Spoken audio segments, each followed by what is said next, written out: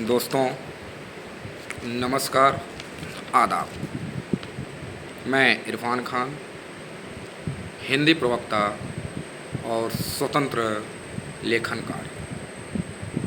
लेखन कार्य का मेरा मुख्य बिंदु यह है, समाज में पिछड़े हुए लोग, दलितों, शोषितों और शिक्षा के क्षेत्र में जितने भी समाज के लोग पिछड़े हुए हैं, उनके आवाज़ को बुलंद करना, यह मेरा उद्देश्य है।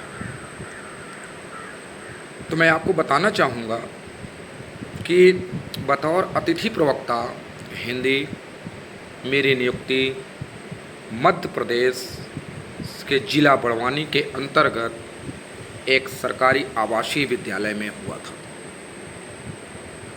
वहाँ रहते हुए हमने विभिन्न खामियों को देखा, कमियों को देखा और वहाँ के सिस्टम कर्मचारियों से मेरा मतभेद उत्पन्न हुआ, आला अधिकारियों से हमारा मतभेद उत्पन्न हुआ।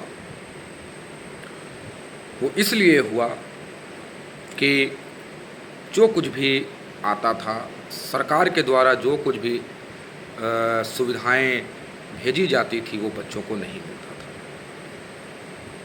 और बच्चों को बहुत प्रताड़ित भी किया जाता था और मुझे भी प्रताड़ित करने का प्रयास किया गया। लेकिन मैं सत्य के मार्ग पर था। अक्सर कहा जाता है कि सत्य परेशान जरूर होता है, लेकिन पराजित नहीं होता है। यह वीडियो बनाने के मेरा उद्देश्य यह है कि मुझे परेशान किया गया, परेशान करने के उपरांत मुझे धमकी दिया गया। लेकिन मेरे लिए खुशी की बात यह है कि मैं सत्य के मार्ग पर था और इतना परेशान 6 महीने, 7 महीने, 8 महीने परेशान होने के बाद मेरा अनुभव प्रमाण पत्र मुझे दिया गया।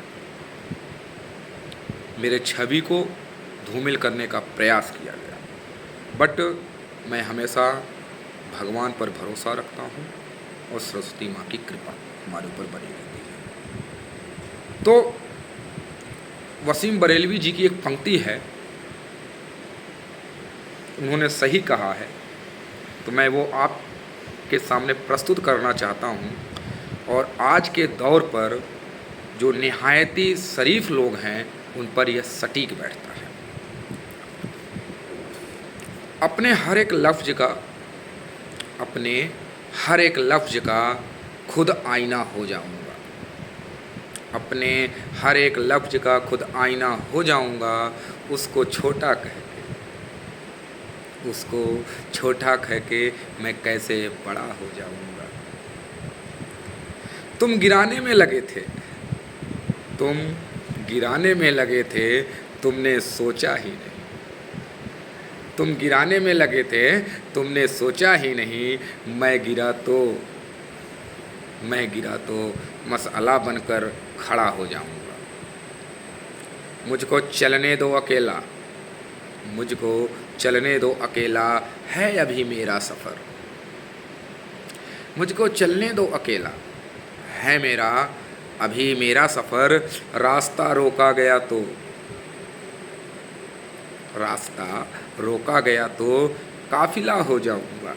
रास्ता रोका गया तो काफिला हो जाऊंगा। सारी दुनिया की नज़रों में है मेरा अहद वफ़ा। सारी दुनिया के नज़रों में है मेरा अहद वफ़ा। एक तेरे कहने से क्या मैं बेवफ़ा हो जाऊंगा। एक तेरे कहने से क्या मैं बेवफ़ा हो जाऊंगा। ये वसीम बरेलवी जी की पंक्ति है। आज के दौर पर भ्रष्टाचारियों पर लागू होता है। तो इन्हीं शब्दों के साथ मैं अपने वाणी को विराम दूंगा, क्योंकि अभी मैं बोर्ड की कक्षाओं का क्लास लेने जा रहा हूँ। तब तक के लिए नमस्कार, आदाब। आपका दिन मंगलमय।